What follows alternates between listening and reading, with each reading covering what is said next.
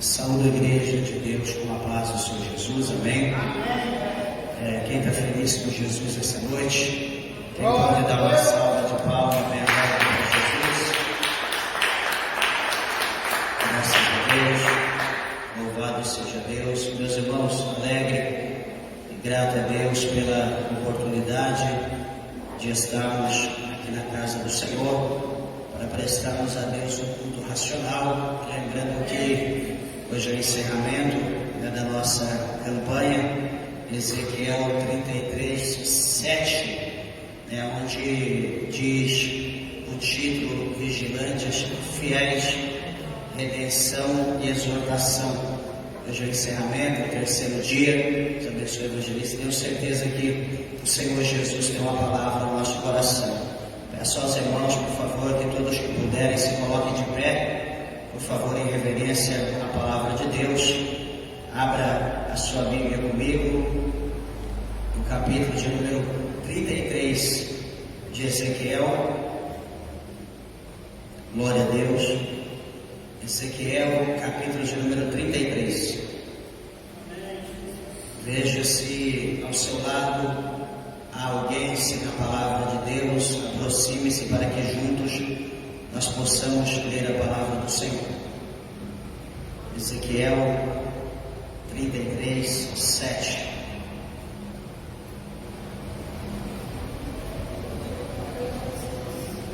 Graças a Deus.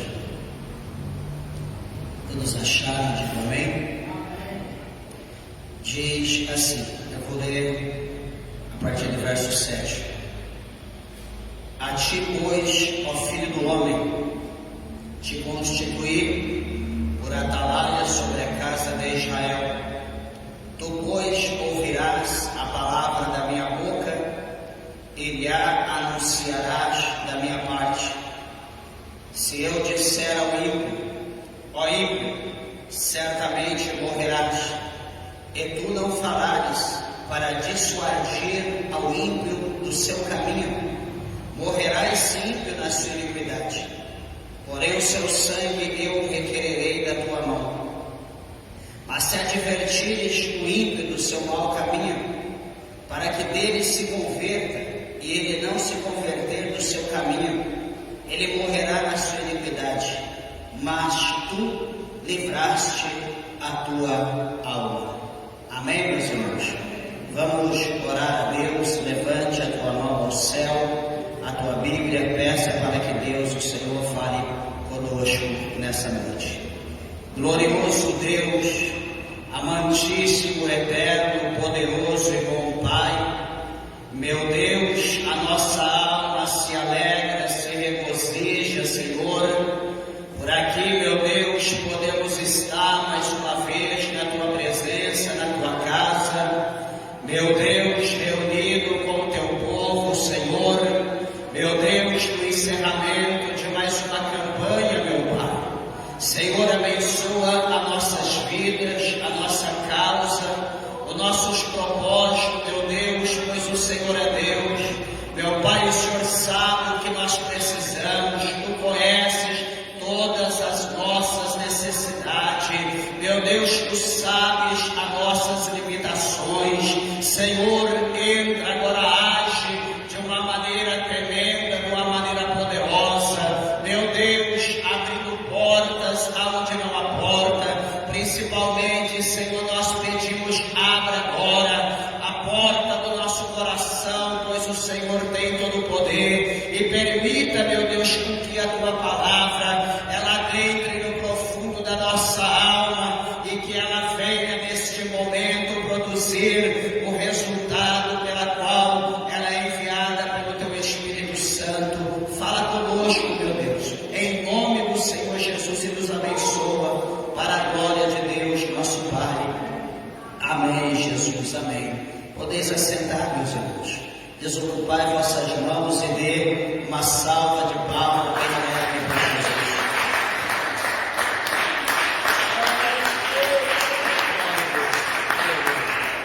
Graças a Deus. Louvado o nome do Senhor. Amada igreja de Deus,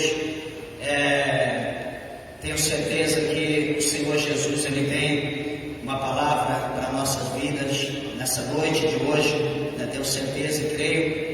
E temos falado aqui, né, nessas últimas 2 sexta-feiras acerca do ofício, né, do verdadeiro profeta, do verdadeiro atalaia, daqueles que foram chamados por Deus, né, para este ofício. E como nós falamos que não é fácil, né, ser um profeta, ser um atalaia de Deus, né, sabemos que é um chamado, uma responsabilidade muito árdua.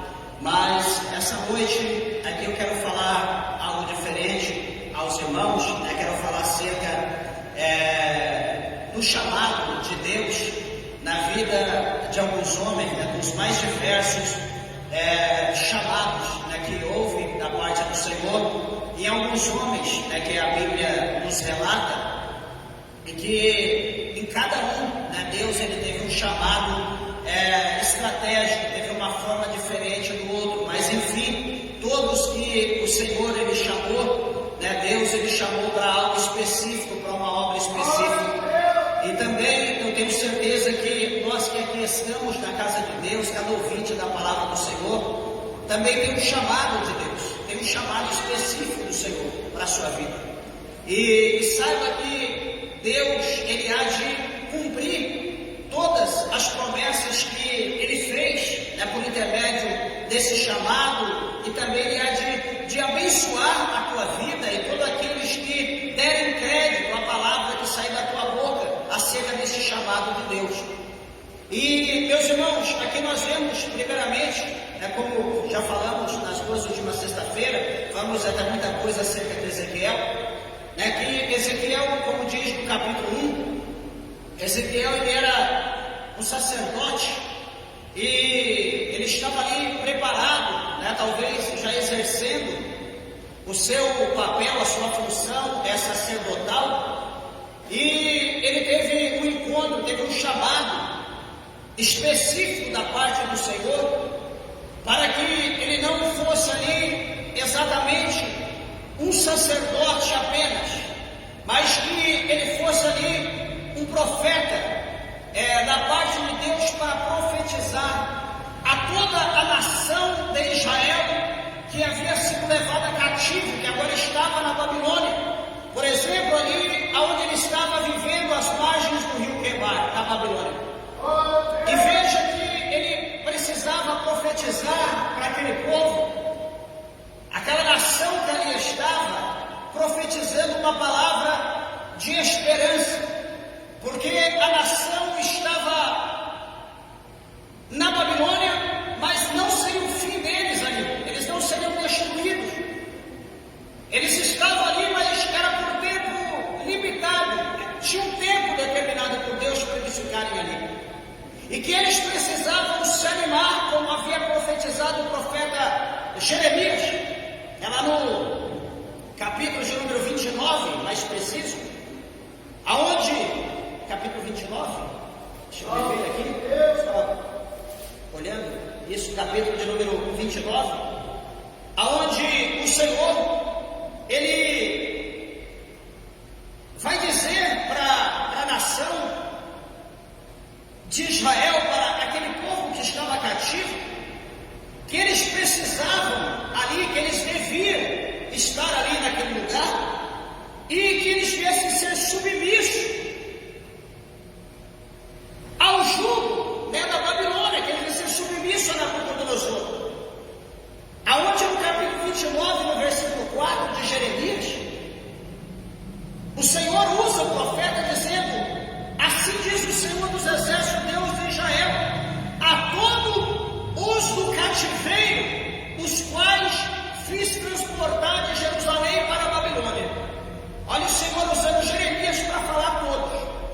E o que o Senhor manda falar? O versículo 5, o Senhor diz: edificai casas e habitai-as, ou seja, construir, vocês devem construir casas, vocês devem morar. Por mais que no capítulo 28, a Bíblia mostra o profeta Ananias profetizando, falando para o povo que o jugo ia demorar, né, eles iam ficar cativos de 2 a 3 anos apenas,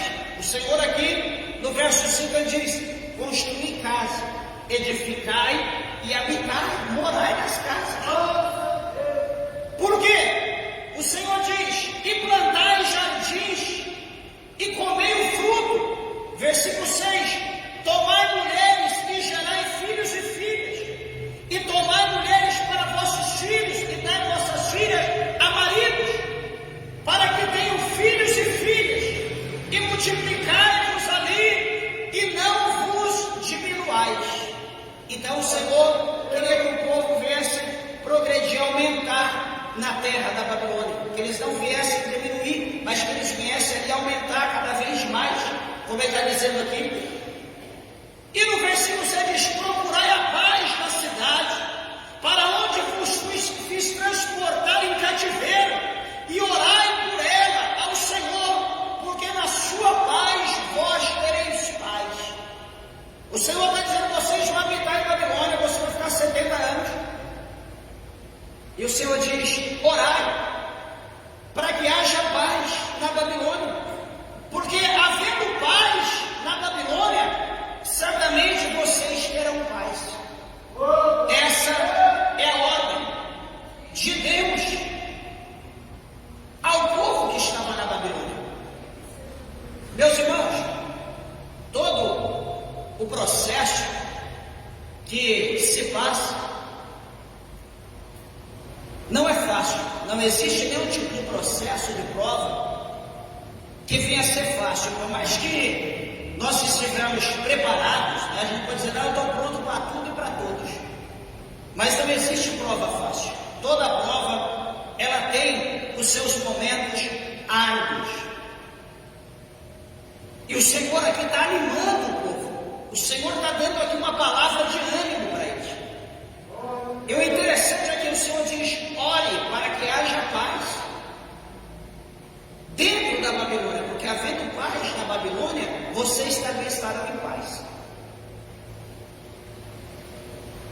O Senhor estava dizendo, por intermédio de Jeremias, que eles viessem a descansar, aguardar o momento de Deus na vida deles, que ia ter esse período de 70 anos, mas eles iam retornar um dia para Jerusalém.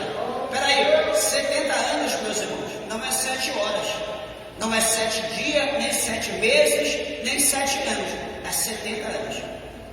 Certamente, muitos iriam morrer lá dentro da Babilônia, já com a sua idade avançada, iriam morrer enfermos, iriam morrer trabalhando, mas também o Senhor diz: multiplicai-vos, aumentai-vos e não diminuais. Vocês devem multiplicar.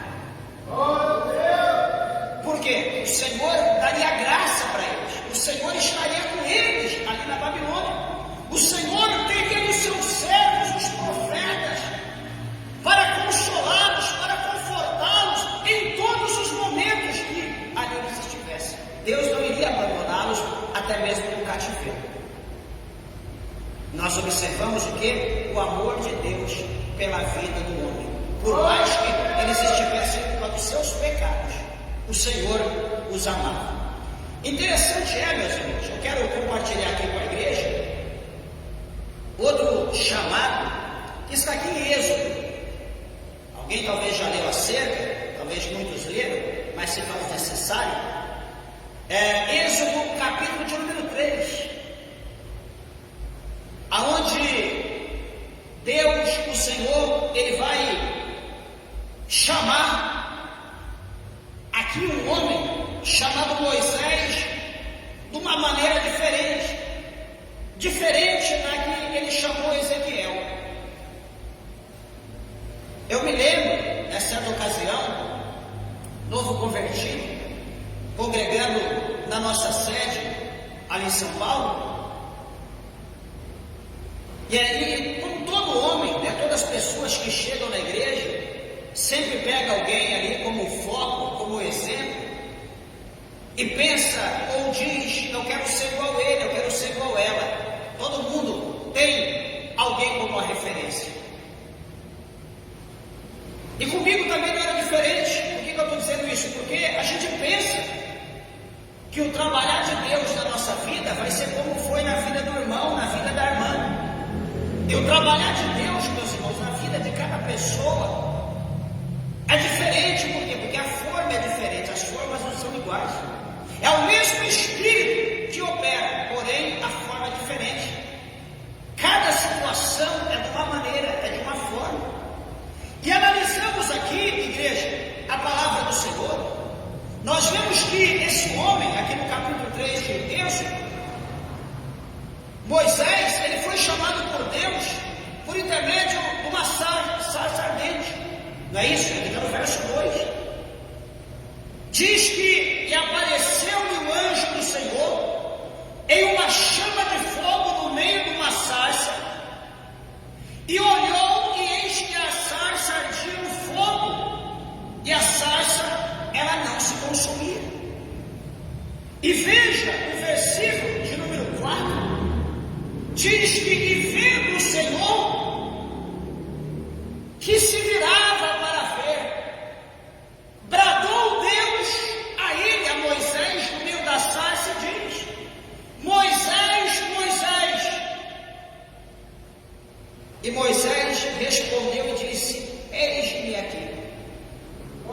E o que o Senhor vai dizer para ele? Moisés, descalça, tira a sandália dos teus pés.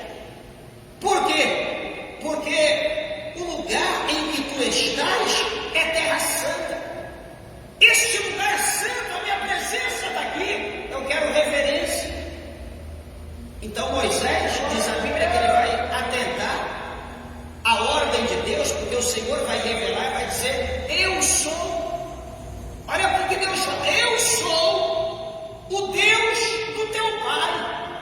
Eu sou o Deus de Abraão. Olha aí, ele está dizendo que ele é Deus de vivo, não é Deus de morto. Eu sou o Deus do teu pai, o Deus de Abraão. Eu sou o Deus de Isaac. Eu sou o Deus de Jacó. E a Bíblia diz que quando o Senhor fala dessa maneira com ele, quando Deus se apresenta dessa forma, no versículo de número 6, a Bíblia diz que então Moisés, ele vai cobrir o seu rosto, ele cobre a sua face. Por quê? Porque ele teme, a Bíblia diz que ele teme agora olhar para Deus. Ele fecha os seus olhos, ele tampa a sua face, porque ele teme olhar para a presença santa de Deus. Ele teme olhar para o Todo-Poderoso, aquele desejo que ele tinha de olhar para a sarça ardendo, a sarça em chamas, porém não consumia. Naquela hora foi apagada. Ele não teve mais vontade, porque a glória de Deus estava naquele lugar. E veja, meus irmãos, que o Senhor, neste momento, ele se apresenta para Moisés. E o que vai acontecer? A Bíblia vai mostrar por que ele chama Moisés. Ele vai se apresentar a Moisés e vai dizer: Moisés, no versículo de número 7, olha aqui a necessidade do povo, a necessidade da nação que estava no Egito, fez com que Deus levantasse um libertador, fez com que Deus levantasse um homem, que esse homem viesse ser um instrumento na mão de Deus para tirar o povo do Egito. Deixa eu dizer uma coisa para a igreja, meus irmãos, vocês sabiam que se nós nos calarmos, vocês sabiam que se nós fecharmos a nossa boca, as pedras, elas clamarão? O próprio Cristo diz dessa forma, que se nós nos calarmos, as pedras clamarão. E veja aqui no versículo 7, capítulo 3 de Êxodo: tenho visto atentamente a aflição do meu povo, que está no Egito. Então o Senhor viu atentamente a aflição do povo. Segunda coisa que o Senhor Deus fala: tenho ouvido o seu clamor por causa dos seus três coisas. O Senhor, ele viu atentamente a aflição do povo. Segunda coisa, o Senhor ouviu o clamor do povo. E terceira coisa, o Senhor, ele conhecia as dores daquele povo. Por que, meus irmãos? Por que se conclui tudo isso? Porque a Bíblia diz que o povo, eles começaram a clamar. E eles começaram a invocar o nome do Senhor. E o que acontece quando eles começaram a orar? A oração moveu os olhos de Deus. A oração moveu o ouvido de Deus. Não é o que está em Jeremias 33:3? O que está escrito lá? Clama a mim e responder-te-ei e anunciar-te-ei coisas grandes e firmes que não sabes. Então esse povo, eles vão orar. A Bíblia mostra que eles vão clamar a Deus, que eles vão buscar o Senhor. E no tocante a eles clamarem, no tocante a eles buscarem o Senhor, eles começam a revelar. Eles começam a dizer: Deus dos nossos pais, Deus de Abraão, Deus de Isaac, Deus do nosso pai Jacó. Deus, tenha piedade de nós. Olha o que nós estamos passando. Olha nossas angústias, nossas aflições. Senhor, olha nossas dores. Olha para nossas necessidades, Senhor. Olha a crueldade a qual está sendo feita conosco. E aquele povo, eles vão orar, eles vão apresentar toda a sua situação a Deus. E então agora o Senhor, ele ouve. Deus agora ele torna conhecedor de tudo que o povo está vivendo no Egito. E o que vai acontecer, meus irmãos? No versículo 8, depois da oração.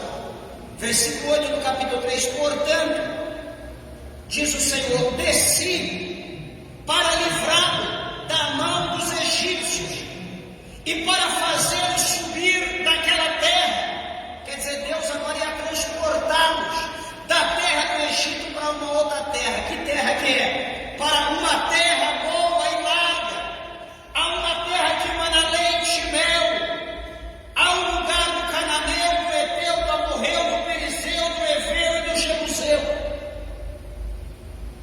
Veja, a terra que eles estão é uma terra de aflição.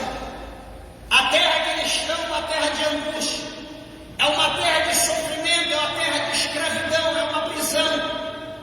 A terra que eles estão causou neles o desespero, causou neles a necessidade de pedir a intervenção de Deus para uma mudança. E essa mudança era drástica. E o que acontece então? Deus vai se manifestar. E Deus vai dizer: peraí, eu vou tirar esse povo daqui. Eu vou levar esse povo para uma terra longínqua, para outra terra, para uma terra boa, para uma terra larga, grande, para uma terra que emana leite, para uma terra que emana mel. Meus irmãos, quando nós olhamos para esse versículo, para essa palavra,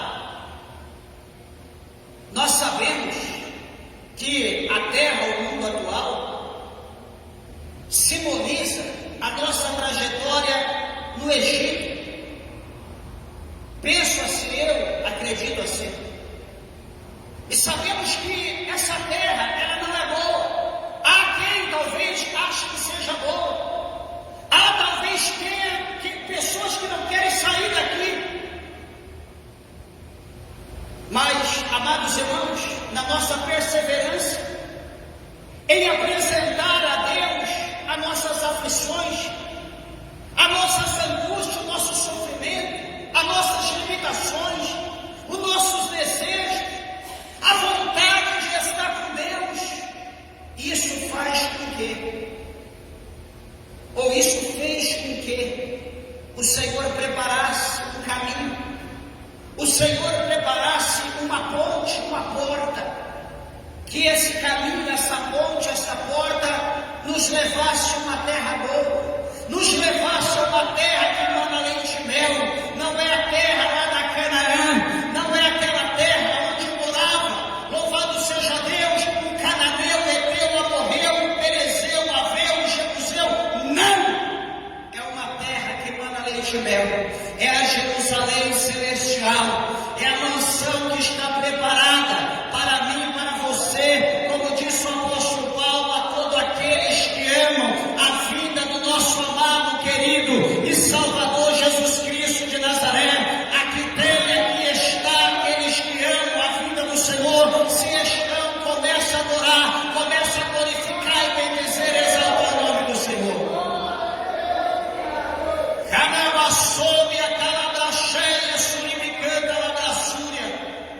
E veja, meus irmãos, que a oração ela move a mão do Senhor. O versículo 9 vai dizer: e agora, eis que o clamor dos filhos de Israel é vindo a mim, e também tenho visto a opressão com que os egípcios os oprimem. Os irmãos estão entendendo o mistério? O Senhor Deus ouve atentamente a oração, e a oração daquele povo era: Deus, veja o que nós estamos passando. Senhor, sinta as nossas dores.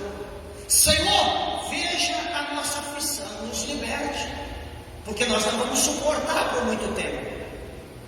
E o que isso trouxe, amados irmãos? O versículo 10. O que isso trouxe? Trouxe um chamado, que está no verso 10. E o Senhor chama e diz: Moisés, vem agora, pois eu te enviarei a Faraó, para que tires o meu povo, os filhos de Israel, do Egito. E o 11, então Moisés disse a Deus: quem sou eu que vá a Faraó e tire do Egito os filhos de Israel? O que a Bíblia está mostrando aqui para nós? Que Moisés, ele vai relutar com Deus. Ele vai dizer: quem sou eu? O que isso mostra, meus irmãos? Primeiro, duas coisas. A primeira é a falta de confiança em Deus. A primeira coisa que eu vejo aqui é a falta de confiança em Deus. Porque Moisés fala claramente: quem sou eu que vá a Faraó e tire os filhos de Israel? Os filhos de Israel de lá. Quem sou eu? Quem analisa bem a história? Quem está fazendo o chamado é Deus. Deus expõe tudo. Deus mostra a situação. E o Senhor fala: vem agora, pois eu te enviarei a Faraó. O Senhor não está dizendo: Moisés, olha, a propósito, eu estou precisando de alguém, eu estou recrutando alguém. Moisés, você não conhece alguém, você não sabe de alguém, talvez você queira ir até o Egito para tirar o povo de lá. O Senhor não está perguntando dessa maneira, presta atenção aqui, por favor. O Senhor está dizendo: Moisés, eu estou te enviando. Meus irmãos, a palavra de Deus, presta bem atenção, a palavra de Deus mostra para nós, lá nos evangelhos, no evangelho de São Mateus e no evangelho de São Lucas, a Bíblia mostra para nós que quando o Senhor Jesus ele comissiona o povo, os seus discípulos, para ir à missão, a fazer a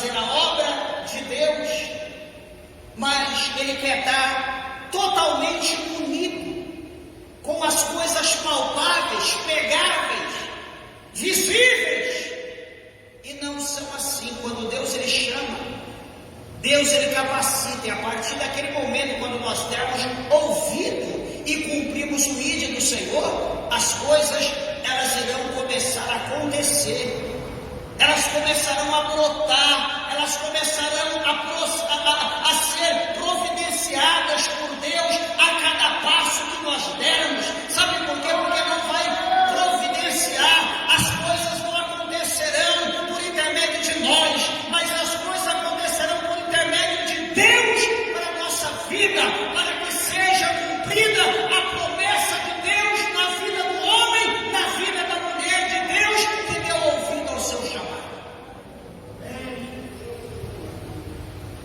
Ah, não, eu quero ir, mas eu preciso ver. Eu quero ir, mas eu preciso ter dinheiro. Eu quero ir, mas eu quero ter casa. Eu quero ir, mas eu preciso ter carro. Eu quero ir, mas eu preciso ter o cartão de crédito. Eu quero ir, mas... Quer dizer, você quer ir por conta própria. Você não quer ir por conta de Deus. Ir por conta própria é uma coisa, e ir por conta de Deus é outra. O Senhor fala aqui no verso 10, Êxodo 3:10. O Senhor diz, Moisés, vem agora. Vem agora, porque eu te enviarei para a terra do Egito. Eu te enviarei a Faraó. Então, peraí, se Deus chama, se Deus diz que vai enviar, isso mostra que certamente Deus está preparando tudo. Só que mesmo Deus preparando tudo, Moisés, ele vai questionar. Moisés, ele vai relutar com Deus. Quem sou eu que vá a Faraó e tire do Egito os filhos de Israel? Quem sou eu?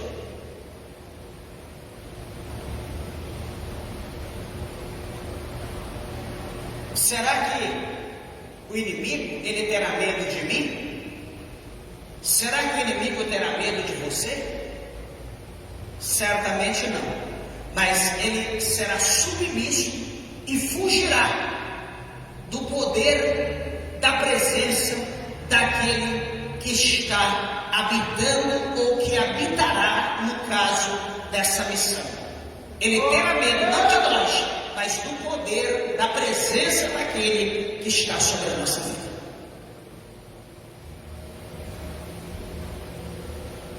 E resumindo aqui essa situação, o Senhor vai falar no verso 16, o Senhor vai dizer para Moisés, vai, ajuda os anciãos de Israel e diz-lhes, o Senhor, Deus dos vossos pais, o Deus de Abraão, de Isaque e de Jacó, me apareceu dizendo, certamente vos tenho visitado e visto o que vos é feito no Egito. Lá atrás, José, ele diz, olha, vocês precisam me prometer uma coisa, que vocês não deixarão os meus ossos mortais aqui no Egito. Ué, mas todo mundo indagou José. Sabe o que José vai dizer? Olha, certamente Deus, o Senhor, vos visitará. E quando o Senhor vos visitar e tirar vocês dessa terra, para levar para uma terra boa, para uma terra larga, para uma terra que mana leite e mel, vocês precisam me prometer que vocês levarão os meus ossos. Eles vão prometer. O que vai acontecer aqui? O Senhor também fala aqui no verso 16, certamente vos tenho visitado e visto o que vos é feito no Egito. Meus irmãos, quando nós olhamos para esse versículo, nós lembramos o que foi dito pelo profeta Isaías, lá no capítulo 12, se não me falha a memória, aonde a Bíblia diz que o Senhor, Ele passa em revista em meio ao seu exército. O que é passar em revista?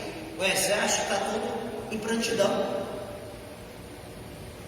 E o Senhor, Ele passa olhando da cabeça aos pés, dos pés à cabeça, cada um, para ver a postura, para ver a farda, para ver o coturno, para ver a posição da arma. O Senhor passa analisando um a um.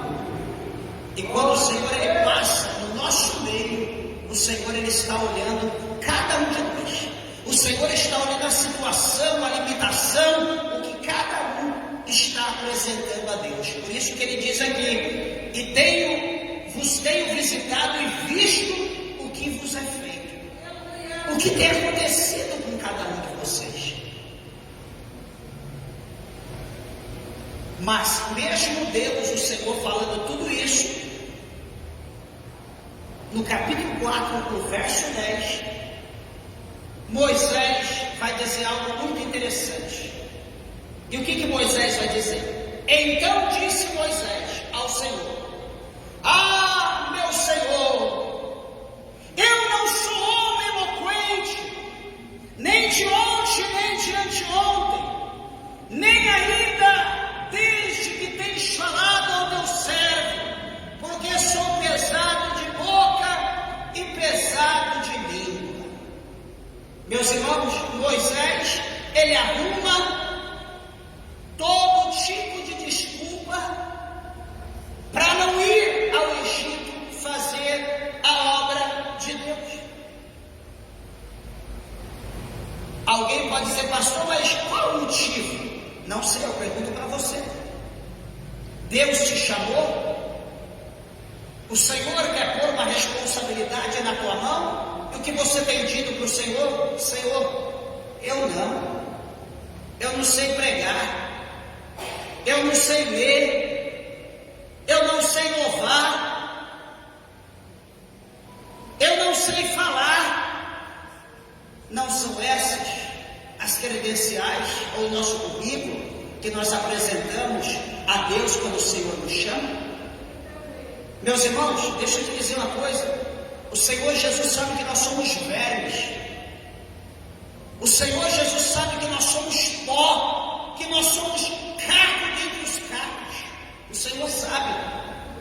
Ele pode olhar para o homem mais sábio desse mundo, ver nós olhando para o homem mais sábio. Nossa, que eloquência, que conhecimento, que poderoso.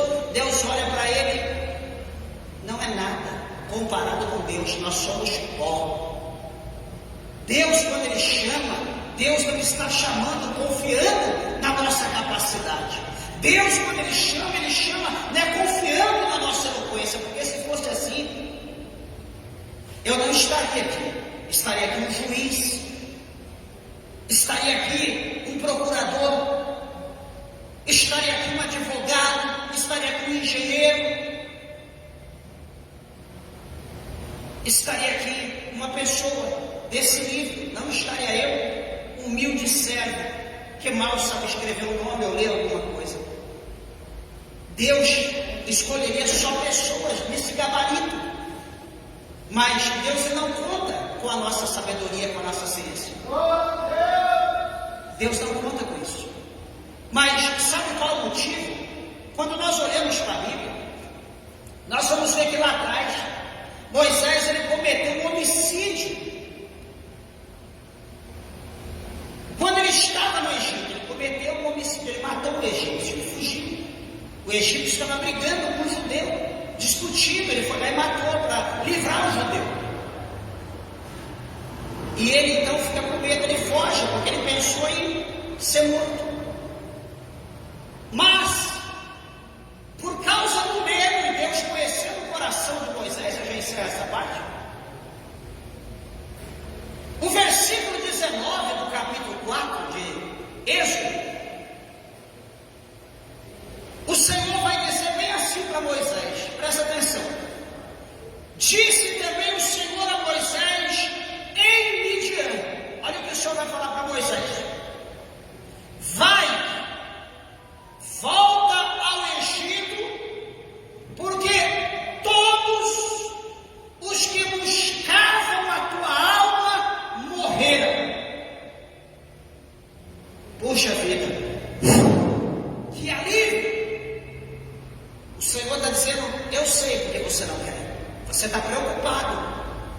vão tirar a tua vida.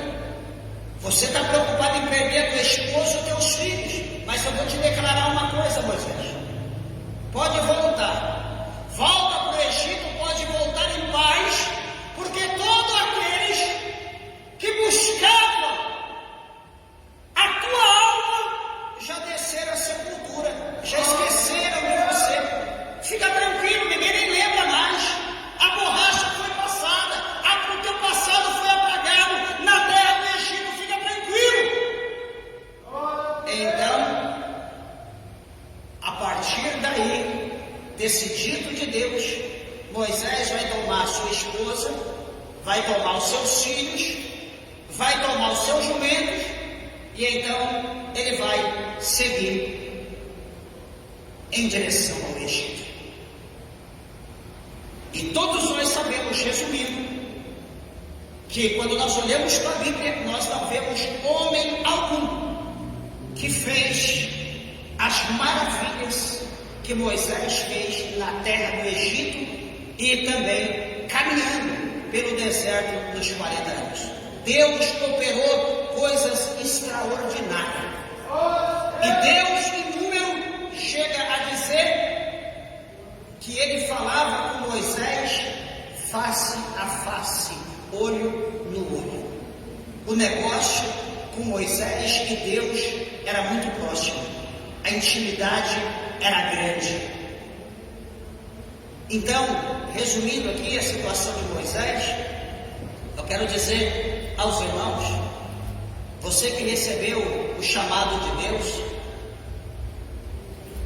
não desiste, não confie na tua força, não confie na tua sabedoria, não confie no teu conhecimento. Se você é erudito, poliglota, não se preocupe. Diga: Senhor, eis-me aqui. Eu não sou nada, mas o Senhor é tudo em todos. Se entregue a Ele, deixe Ele fazer a obra. Senhor, eu estou aqui como instrumento, como uma ferramenta. Pode me utilizar, Senhor, não quero ser covarde.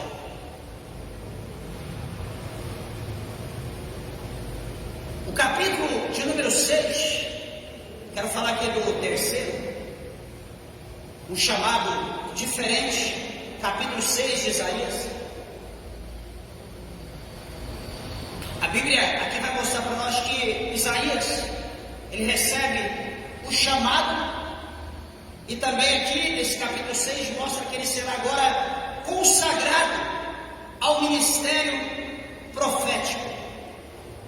E a Bíblia vai dizer para nós, é claro, em dizer que o profeta Isaías, ele terá aqui nesse capítulo 6, ou ele teve, um encontro extraordinário com os céus, um encontro extraordinário com Deus. Pastor, aonde foi o encontro de Isaías? Meus irmãos, o encontro que Isaías ele teve foi no templo. E a Bíblia mostra aqui no verso de número 1, do capítulo 6, que no ano em que morreu o rei Uzias, Isaías está dizendo: eu vi também o Senhor assentado sobre um alto e sublime trono, e a cauda do seu manto enchia o templo. Isaías então ele está no templo. Isaías ele está na casa de Deus no ano que o rei Uzias morreu. E a Bíblia vai mostrar para nós que então, dentro do templo, Isaías ele tem a visão. Isaías ele vê o Senhor assentado sobre um grande, um alto e sublime trono. E ele vai dizer que a cauda do seu manto, ou seu cetro, encheu ou enchia todo o templo. A glória do Senhor estava ali. A Bíblia mostra desse jeito. Ele tem essa visão, e a Bíblia vai mostrar que, no tocante a essa visão, Isaías ele vai interagir com seres e ele vai ouvir a voz do Senhor. O versículo de número 2 mostra que ele interage com quem? Com um ser que é totalmente diferente, que não se vê em Apocalipse, não se vê em Daniel, só se vê aqui no capítulo 6. E este ser chama-se Serafins, e ele vai mencionar como que é esse ser. Ele vai dizer aqui que esse serafim estava por cima,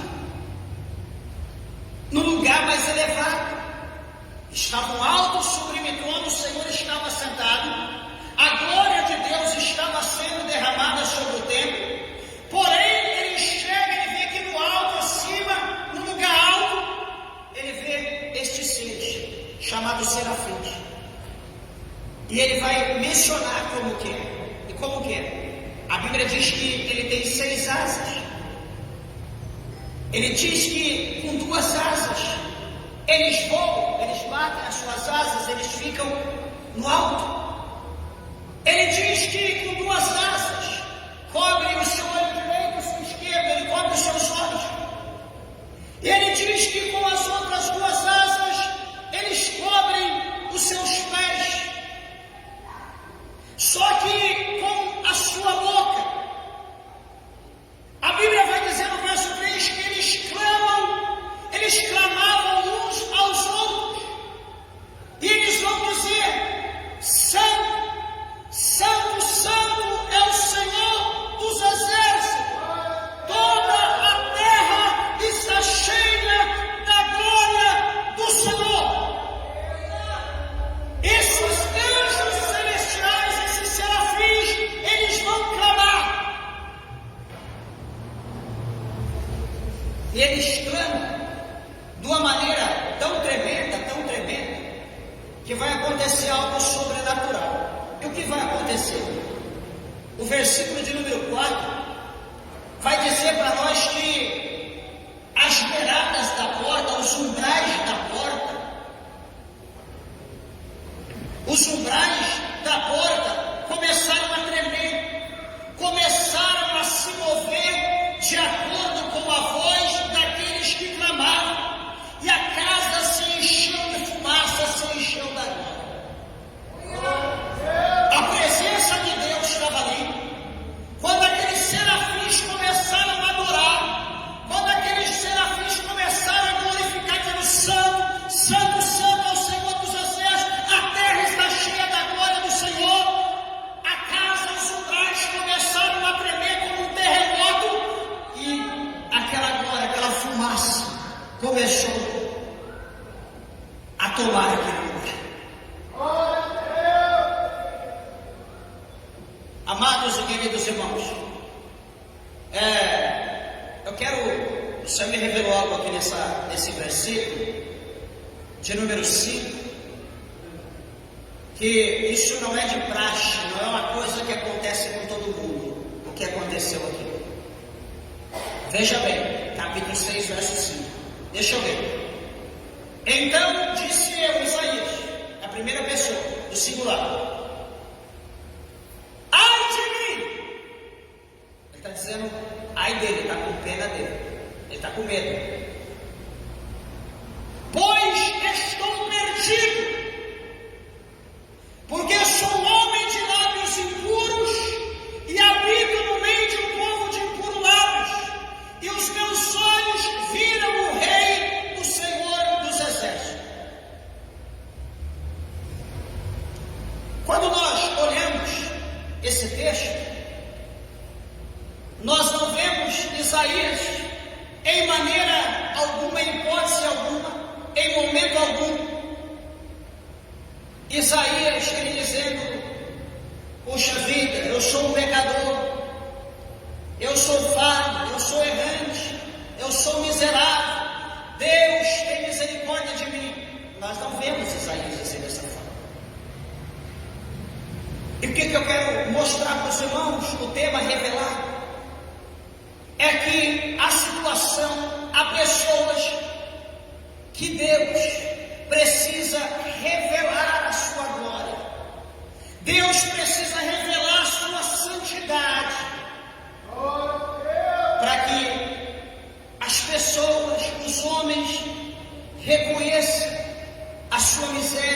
reconheça o seu pecado.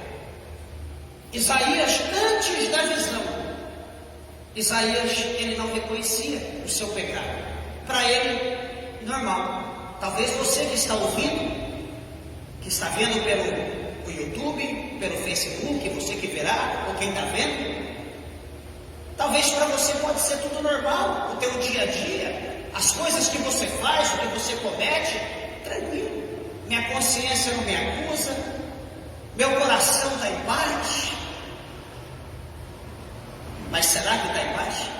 E se Deus, ele se revelar, como foi revelado aqui a Isaías? E se hoje, aqui neste lugar, a glória de Deus for manifestada individualmente ou coletivamente aqui, a glória de Deus for manifesta, e você ter essa visão, você vê os céus abertos, você vê o trono, você vê a glória, você vê a santidade, você reconhecer o que é santo, você reconhecer aquele que te fez, aquele que te criou, com o único objetivo de servir e adorar em espírito e verdade. Você vê o seu poder, a sua santidade, a sua majestade, o amor que emana. Certamente você vai fazer como Moisés. Eu não posso olhar, deixa eu tampar os meus olhos, que eu não posso olhar para a santidade, para a glória do Senhor. Eu não posso olhar para Ele.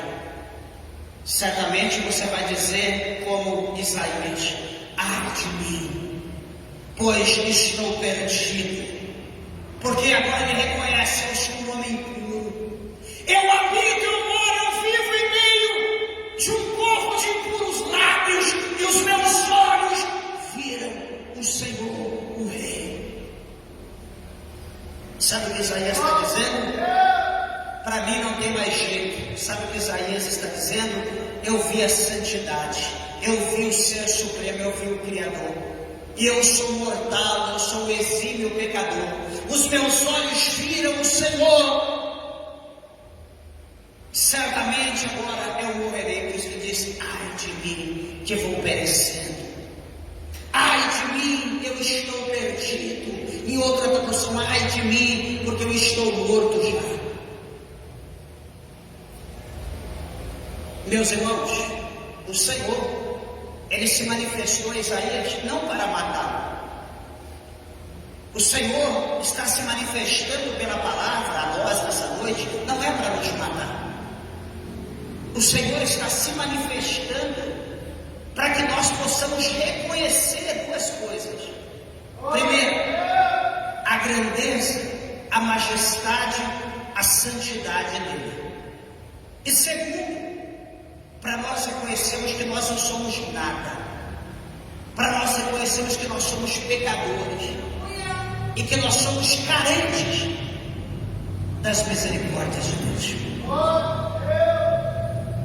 Esse é o motivo a qual o Senhor, ele se manifesta. Ou ele se manifestou, Isaías está se manifestando a nós. Quando Isaías ele alto se dá a sentença, o versículo de número 6 vai mostrar para nós que um daqueles serafins, ele vai deixar o seu posto, ele vai voar até Isaías.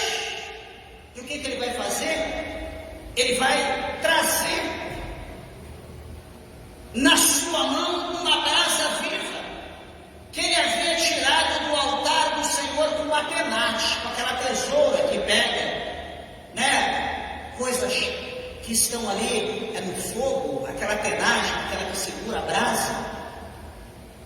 Então aquele serafim pega do altar uma brasa daquela tenaz, uma brasa viva, uma brasa acesa, e ele voa até Isaías. Isaías alto se sentenciou: ai de mim, que vou perecer, eu vou morrer, porque eu vi o Senhor. Eu sou pecador, o meu povo é pecador, e agora eu vou morrer, porque eu vi o Senhor. Aquele serafim pega a brasa viva acesa, voa verso 7, que com a brasa, aquele serafim tocou na boca de Isaías. O serafim tocou com a brasa viva, e ele diz bem assim: eis que isto tocou os teus lábios, e a tua iniquidade foi tirada, e expiado o teu pecado. A tua iniquidade foi tirada e também o teu pecado. Veja aqui que o Senhor, ele faz agora uma limpeza na vida de Isaías. O Senhor limpa, tira todo o pecado, deixa Isaías virgem, limpo de todo o pecado. Deus deixa ele puro. Veja que o Senhor manifestou não para matá-lo, ele auto-sentenciou-se, mas o trabalhar de Deus era outro.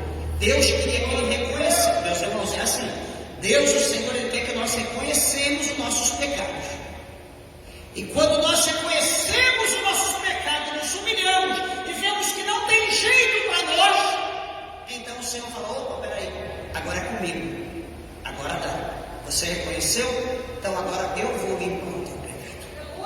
Aqui foi com uma brasa acesa, foi com uma brasa viva, que tocou no lado dele, dizendo: a tua iniquidade foi tirada e expiado o teu pecado.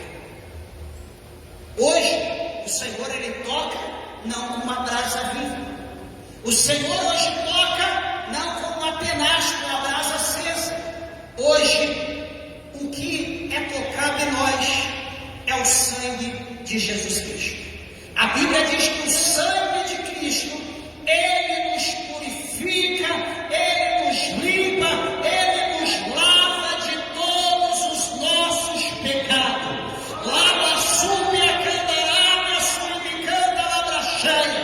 Eu quero dizer a você nessa noite que está reconhecendo o teu pecado, que está reconhecendo que você é pó, que você é cinza, que você não é nada, ou que você acha que vou morrer, eu vou perecer, porque Deus está revelando o meu pecado.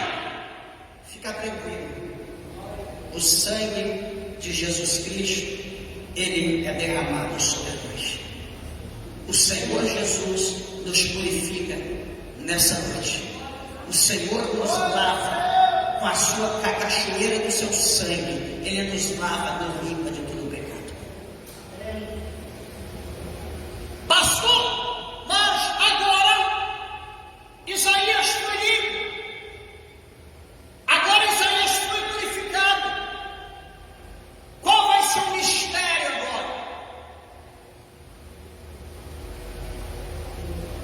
O vaso está refeito, o vaso está renovado, está bonito, não para ficar de enfeite. Agora ele será utilizado. Agora Deus, o Senhor, vai usá-lo, porque agora ele está como Deus quer. Antes não. Ninguém usa utensílio sujo. Ninguém usa utensílio quebrado. Deus precisou reformar.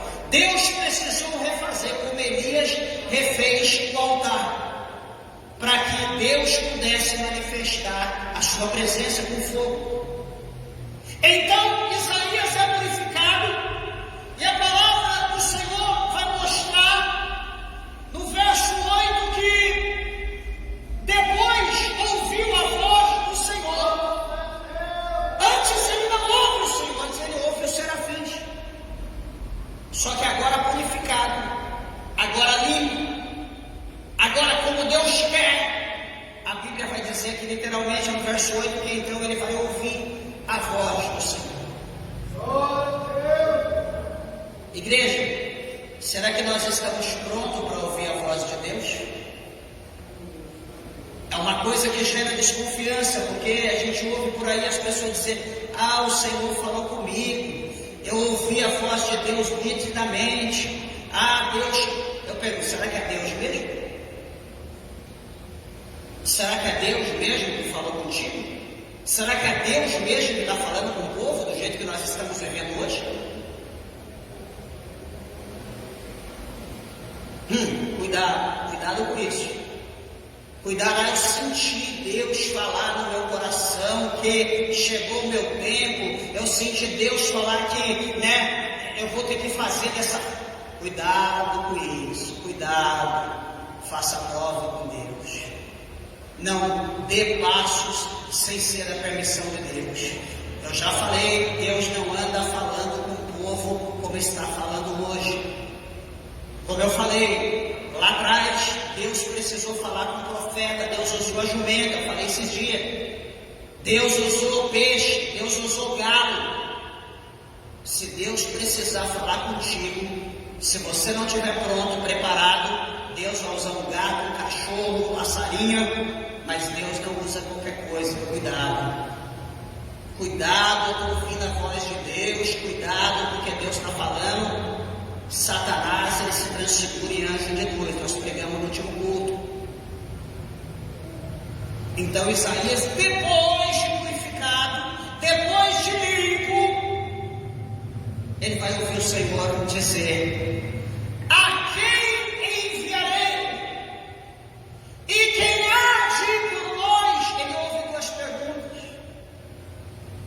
quem que eu posso enviar? E quem que pode ir em nosso nome? Os céus falando com ele. Na tradução aqui, a quem enviarei e a quem há de ir por nós? Então, veja aqui Isaías. Ele não lembra do pecado dele. Ele não lembra que ele habita no meio de um povo pecador.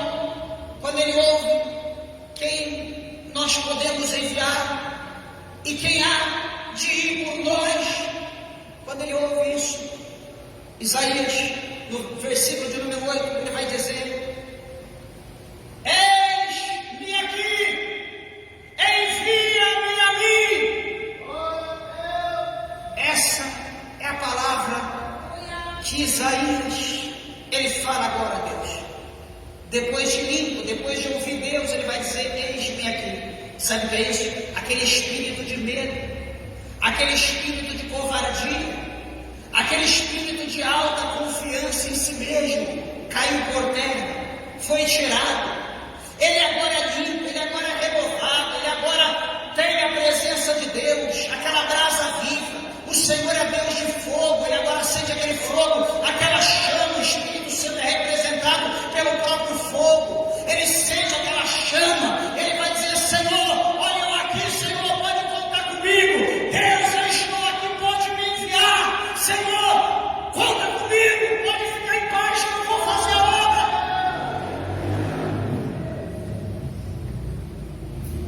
Quantos de nós temos medo? Presta atenção no que eu vou falar. Quantos de nós temos medo de vir para a oração? Porque eu tenho medo de orar alto, as pessoas ouvirem a minha oração? Quantas pessoas têm medo de chega na hora da pregação ou depois que já está pregando, porque tem medo de ter oportunidade para louvar, de contar um testemunho, de ler um versículo da Bíblia? Desculpa do que eu falei, isso é uma covardia. A desprezar o Espírito de Deus que está na vida da pessoa. É não confiar em Deus. Aí eu vou para a igreja, mas deixa eu chegar depois da pregação, porque vai que o pregador não vem, ele me chama para pregar. Meus irmãos, se nós somos evangelistas, como eu preguei esse dia, se nós somos portadores de boas novas, e nós temos vergonha do Evangelho, nós temos vergonha do nome de Deus, nós temos vergonha de adorar o Senhor. Eu pergunto e questiono: será que nós estamos preparados para ir para o céu? Será que nós estamos preparados para viver no céu, do lado de Deus? Pode ter certeza que não. O crente, ele tem que estar pronto para qualquer coisa. Ele tem que estar pronto para tudo. tem que estar preparado para expulsar o demônio do lado dele que se manifestar. Ele tem que estar preparado para orar para alguém que acontecer qualquer, ele tem que estar pronto. Ah, não, é que eu não consagrei essa semana. Ah, não, é que se Jesus voltar, eu tenho certeza que você também não vai. Isaías aqui não mediu esforços. Senhor, eu estou aqui. Ele não está contando com ele, está contando com a presença de Deus. Eu estou aqui, não estou aqui por causa que eu sou bom. Eu estou aqui por causa da presença de Deus na minha vida. Você está aqui por causa da presença de Deus na tua vida. Porque se não fosse, você não estaria aqui. Você estaria em qualquer outro lugar, menos na casa de Deus. Mas eu já encerro, meus irmãos, que o Senhor chama Isaías para que Isaías vá pregar a palavra de Deus, anunciar a palavra à nação de Israel, a nação rebelde, o povo duro. Você lê depois, você vai entender. O chamado de Isaías não foi fácil, mas como eu falei, a glória de Deus, o poder de Deus estava sobre a vida de Isaías. E como Paulo dizia que ele não tinha a sua vida por preciosa, ele não tinha a vida dele por preciosa, Isaías também não teve a vida dele por preciosa. Sabe por quê? Porque a história relata que pela sua postura, pela sua forma de anunciar a palavra, ele não temia ninguém, reis, ninguém. O que aconteceu com Isaías? A história diz que Isaías ele foi morto, cerrado ao meio, abrindo ele de cima a baixo. Este foi o fim dele. Ele não teve a vida dele por preciosa. Nós queremos ir para o céu, mas nós não queremos morrer. Nós queremos servir a Deus, mas nós não queremos expor Deus. Nós não queremos mostrar Deus para as pessoas. Sabe o que é isso? Isso é crente secreto. São agentes secretos. E Deus não nos chamou para ser agente secreto. Deus nos chamou como luz desse mundo. E Jesus mesmo falou que a luz, ela não pode estar embaixo. A luz tem que estar em cima para iluminar. Então nós, meus irmãos, precisamos brilhar. Aonde nós somos, as pessoas precisam ver Deus na nossa vida. O nome do Senhor precisa ser glorificado por intermédio de nós. Então confie em Deus, não confie em você, confie em Deus. Deus te chamou, chamou. Então confie, Senhor, usa minha boca, usa os meus lábios. Senhor, eu estou aqui, o Senhor tem que fazer alguma coisa, faça, pode me usar, Senhor. Eu estou aqui à disposição. Mas não se acovarde, não tenha medo, porque Deus, o Senhor, Ele não tem compromisso com crente covarde. Amém, meus irmãos? Cada um de nós temos um chamado, e valorize o teu chamado em nome de Jesus. Amém?